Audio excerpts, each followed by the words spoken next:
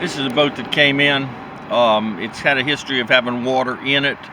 We just tapped the spark plug, and that's the water that came out of the spark plug. It's wet on top of the motor.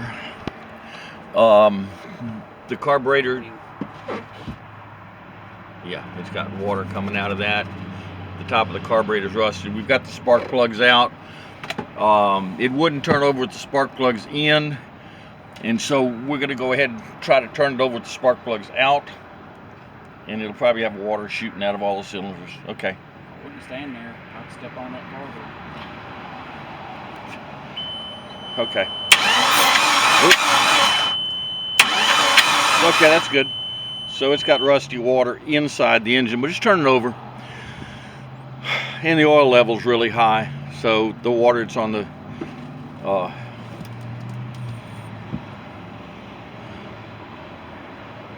it's up to there. It's up to there. And full is here. So the engine's full of water also.